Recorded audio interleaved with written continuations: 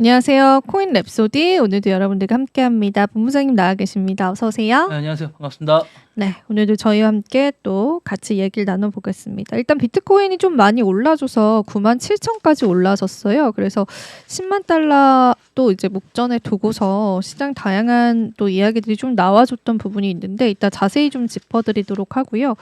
그리고 이더리움도 이제 동반 올라주기는 했지만 뭐 1,800달러 정도 지금 되고 있고 이게 아시아 증시 좀 마감되면서는 하락을 하는데 이제 도지코인도 상승을 해주고 있고 그 다음에 카르다노 에이다 쪽 이쪽으로도 좀 상승이 나와줍니다. 오늘 또 그리고 이게 국내에서 위믹스 상패 이야기가 또 나왔어요. 그래서 그거를 일단 먼저 좀 짚어드리고 같이 얘기를 좀 나눠볼게요. 그 위믹스가 예전부터 조금 말이 많았었죠. 그래서 이게 이제 속보로 서울경제신문 속보로 나온 거여서 저희가 일단 언급을 하고 갈게요. 그래서 국내 거래소에서 상패가 됐다가 다시 이제 부활을 했거든요. 근데 이제 또 상패가 됐는데 제가 그래서 위믹스가 이 소식이 나오자마자 위메이드 주가를 봤는데 그러니까 마감 진짜 직전에 나왔거든요. 그러니까 마이너스 17%까지 하락을 하더라고요. 차트를 준비를 해놨는데 지금 이제 PPT에 포함 못 시켰는데 그래서 아마 월요일날 위메이드 개장하면은 굉장히 시장 여파가 클 것 같아요. 그래서 요거는 이제 국내 주식과도 지금 연결이 되어 있는 부분이라 보시면 되고, 그러니까 위메이드가 이제 위믹스 토큰을 개발을 했었고, 이 디지털 자산 거래소 공동협의체 닥사라고 있어요. 근데 이게 이 닥사가 어떤 거냐면 예전에 코인 거래소에 코인 거래소 상장 브로커가 있었어요. 물론 지금도 있을 수 있습니다. 근데 이제 뒷돈을 받고 그 기업을 이제 코인 거래소에 상장을 시켜주는 거예요. 알트코인으로. 그리고 막 이제 그게 우리가 상장 빔이라고 해서 상장할 때 막 엄청 오르잖아요. 그때 이제 개인 투자자들이 막 몰렸을 때 그 재단 혹은 그 기업 측에서는 그거를 다 전량 매도하고 물량을 개인 투자자들한테 떠넘기고 그거에 대한 보상을 상장 브로커들이 받았습니다.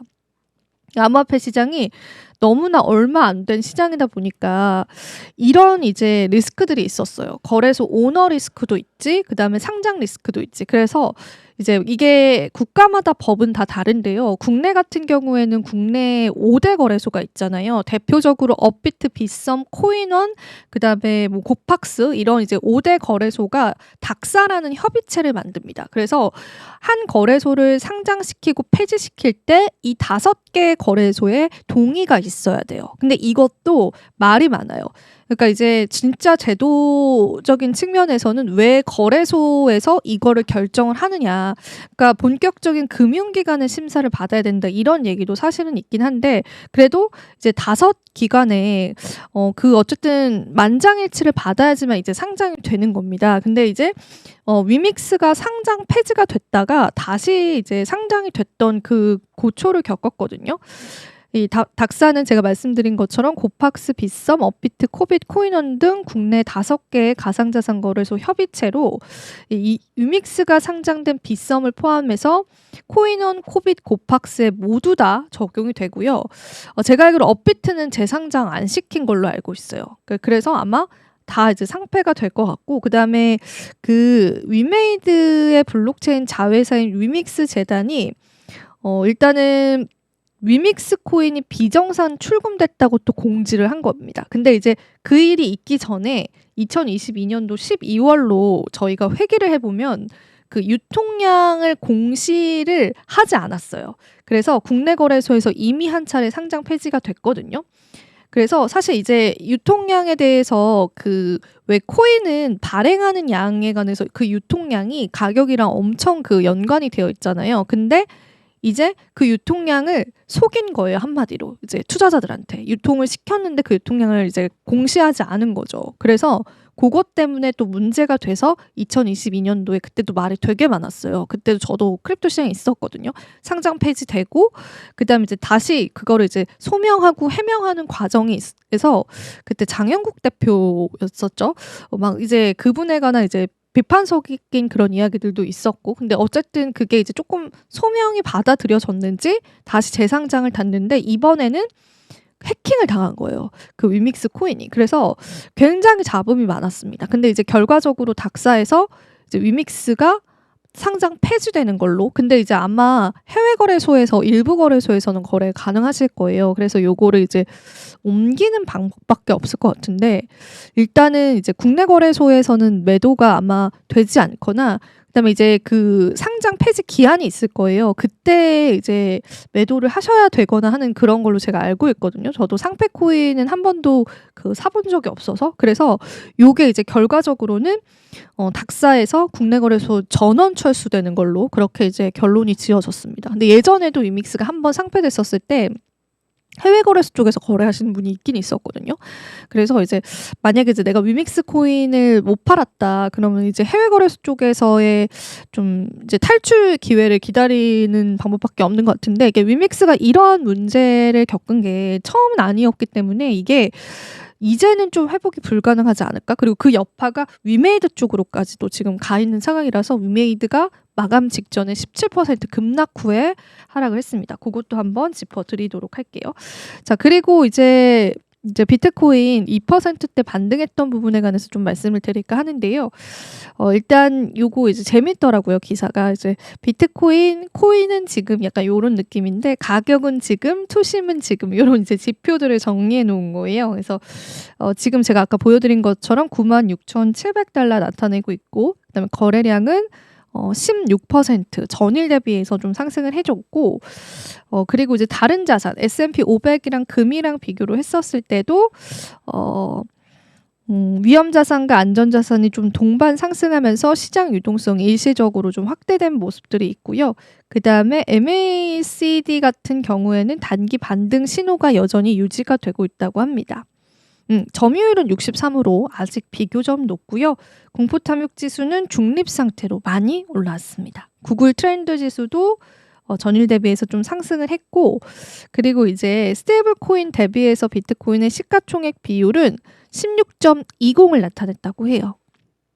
지금 대기자금 이제 대비 가격 비중이 커지면서 추가 상승 여력은 제한될 수 있다. 이런 분석 나왔고 그다음에 거래소 잔고는 또 감소가 됐습니다. 0.1% 감소가 됐고 거래소 순출 입금량은 1일 마이너스 2,909 비트코인에 이어서 마이너스 4,480 비트코인으로 유출 규모가 크게 줄어들고 있다고 합니다. 그리고 이제 최근에 강하게 유출이 돼서 그걸 제가 온체인 지표로 말씀드렸는데 그거는 이제 다소 소강 상태입니다. 체크를 해보시고요. 활성 감소 지수도 여러분들 살펴보시면 좋겠어요. 자, 일단 오늘 또 추가 내용은 스트래티지가 오히려 그 1분기 실적이 나왔어요. 근데 이제 요게 이제 모두 예상치를 하회를 했는데 그 스트래티지의 목표가가 상향이 됩니다. 왜냐하면 비트코인 때문입니다. 그래서 그러니까 지금 스트래티지가 비트코인 유통량을 많이 담당하고 있거든요. 그래서 이제는 꽤 중요해진 기관이 됐어요. 물론 예전에도 중요했었는데 지금 이제는 이제 스트래티지가 이걸 시장에 막 풀어버리면 실제 가격 유동성에 영향을 줄 수 있는 아주 유의미한 수준까지도 올라와 있는 상황이에요. 그래서 비트코인을 핵심 자산으로 삼고 있는 스트래티지가 1분기에는 실적이 부진했는데 연간 비트코인 그 달러 수익과 순이익이 모두 시장 기대치를 하회를 했는데 자세히 한번 실적을 뜯어보면 1분기 운영비가 전년비 대비해서 1100%나 증가를 했어요. 왜냐하면 이게 비트코인을 사서 그래요. 그게 이제 운영비로 넣었더라고요. 그래서 그거에 따른 미실현 손실이 주요 원인으로 꼽히고요. 현재 회사 같은 경우는 엄청난 양의 비트코인을 보유를 하고 있고 이게 이제 약 520억 달러에 이른다고 합니다. 그래서 회계상의 순손실은 42억 달러이지만 비트코인 전략의 성과를 측정하고 있다고 밝혔고 이에 따라서 스트래티지 BTC 게인의 목표를 기존 100억 달러에서 150억 달러로 상향 조정이 됐다고 합니다. 그래서 요거를 이제 회사 측에서 산출을 했다 그렇게 보시면 되고 그다음에 이제 테더 쪽 이야기도 같이 나눠보겠습니다. 테더가 미국 재무부 자산 보유액 175조 원에 근접을 하고 분기 영업도 1조 4,600억 원을 넘겼다고 밝혔습니다. 이제 하나둘씩 그 기업들의 실적도 나오고 1분기 보고서 나오고 이제 13회표 보고서도 이제 조금씩 나오게 되겠죠. 그래서 재무부 채권 보유 규모가 175조에 이제 근접을 했어요. 이제 테더가 재무부 그 미국 재무부 채권 많이 가지고 있는 건 제가 일전에도 언급을 드렸었죠. 스테이블코인 시장에서 강력한 수익성과 안정성을 다시 한번 입증했다고 보시면 되고요. 동시에 분기 기준 10억 달러가 넘는 영업이익을 좀 기록을 하면서 스테이블 시장에서의 강력한 수익성과 안정성을 입증했다고 보시면 되겠습니다. 테더의 수요가 여전히 견고하고 일단은 이 재무부의 자산을 갖고 있다라는 게 테더 입장에서는 그러니까 우리가 채권에 뭐 수익을 내려고 이거를 좋은 자산이라서 물론 좋은 자산이라 판단해서 샀겠지만은 꼭 뭔가 우리가 수익적인 측면에서 사는 게 아니라 우리가 이렇게 미국의 채권을 많이 가지고 있다라는 게 실질적으로 우리의 어떤 유동성이 굉장히 견고하고 우리의 그 재무 상태가 굉장히 견고하다라는 걸 또 의미하기도 해. 약간 이런 느낌으로 받아들이면 될 것 같아요. 그래서 테더의 그 안정성과 그 다음에 유동성 확보 전략을 보여주는 핵심 지표로 지금은 평가된다고 합니다. 그래서 테더는 향후에 준비금 운용 전략을 투명하게 공개하고 규제 당국과 사용자의 신뢰 회복에 주력하겠다. 그렇게 입장을 밝히기도 했고요. 암호화폐 업계에서는 도널드 트럼프 대통령 행정부가 추진할 금융정책 변화와도 맞물려서 테더와 같은 스테이블 코인의 전략적인 포지셔닝이 더 주목을 받을 것으로 보고 있습니다. 자, 그리고 요거는 트럼프 스테이블 코인 USD1에 관해서 이야기를 드릴까 해요. 바이낸스와 20억 달러의 투자 계약이 일어났고요. 그에 따라서 이제 공식적인 결제 수단이 된다고 합니다. 이제 그 트럼프 월드 리버티 파이낸셜에서 그 스테이블 코인 발행했잖아요. USD1. 이게 바이낸스 20억 달러 투자 계약의 공식 결제 수단으로 지정이 됐습니다. 그러니까 이게 바이낸스에서 투자를 해준 게 아니라 그 바이낸스 투자 계약에서 이 스테이블 코인을 사용을 하겠다. 그렇게 이해를 하시면 될 것 같아요. 그래서 MGX의 20억 달러 규모 바이낸스 투자 계약의 공식 결제 수단으로 확정이 됐고 그리고 이번 투자는 MGX의 첫 암호화폐 투자이자 바이낸스의 지분 일부를 확보하는 내용으로 USD1은 미국 달러와 단기 국채로 100% 담보가 될 건데 이 이야기는 예전부터 이제 트럼프 쪽에서 많이 나왔던 내용이었죠. 근데 이제 그게 바이낸스 쪽이랑 좀 협업을 먹게 되면서 고 결제 수단으로 이제 트럼프의 그 스테이블 코인이 사용이 됐다. 그렇게 이해를 하시면 될 것 같아요. 아부다비 기반의 투자사인 MGX가 세계 최대 암호화폐 거래소 중 하나인 바이낸스에 대한 20억 달러 투자 계획을 결정을 했고 요거를 이렇게 USD1으로 마무리할 계획이다라고 하고요. 그 USD1은 월드 리버티 파이낸셜이 발행한 신규 스테이블 코인으로 도널드 트럼프 전이 아니죠. 현 미국 대통령과 그의 세 아들이 팀 멤버로 등록되어 있어서 정계와의 연결성으로도 좀 주목을 받고 있다고 합니다.